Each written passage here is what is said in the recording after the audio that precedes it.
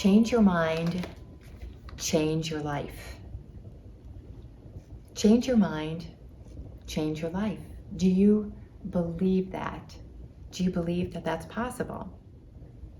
Well, it is. Welcome to Life by Randy and LBR's book review series as we continue to review Breaking the Habit of Being Yourself, How to Lose Your Mind and Create a New One.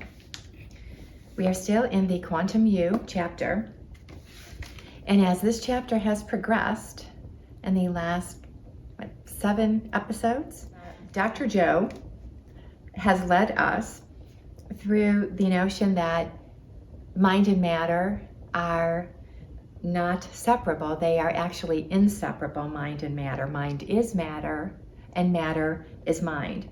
So all the times in the past when you tried to change, maybe your thinking was fundamentally limited. You likely believed it was circumstances outside of you that needed to change. Well, if I didn't have so many other commitments, I could do this. If I didn't work in an Italian restaurant, I could lose weight. When I get more time, I'm going to do that. It was always circumstances outside of ourselves, quite honestly, that we were blaming, when in fact everything is an inside job. We've all stated some variation on this theme. If this, then that, the cause and effect. But now we know we don't live by the cause and effect model. That's flawed. That's the flawed Newtonian model that we've dismantled, or Dr. Joe debunked in this book and we're studying. What if you could, this is on page 34, what if you could change your mind, your thoughts, your feelings, and your way of being outside the bounds of time and space?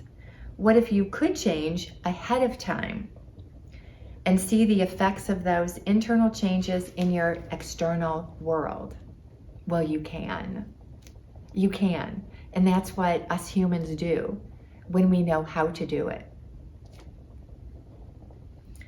So what has profoundly impacted my life and the lives of so many others is understanding that changing one's mind and thereby having new experiences and gaining new insights is simply a matter of breaking the habit of being yourself.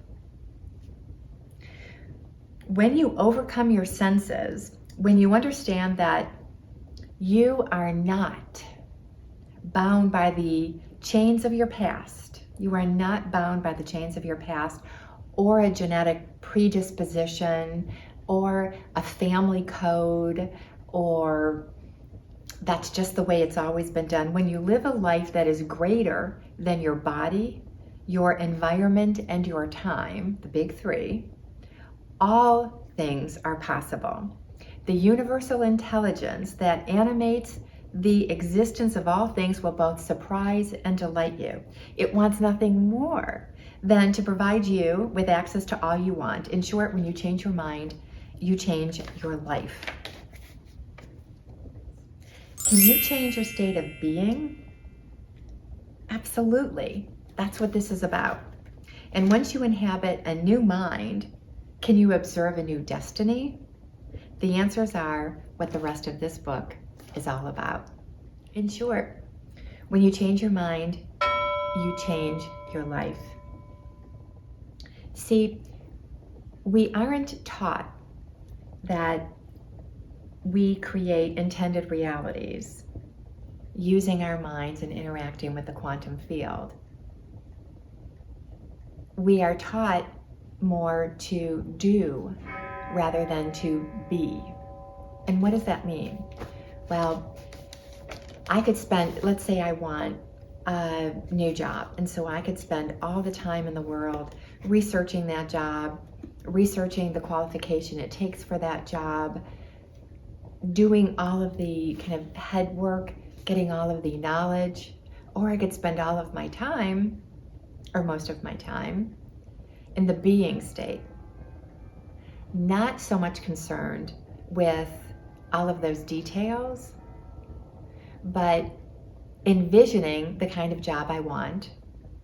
Again, in the previous episode, I envisioned in my mind the quantum field, the little duckies on a little canal of water, and you get to pick which little ducky you want to give you the exact result or intended result that you want at any particular time in your life.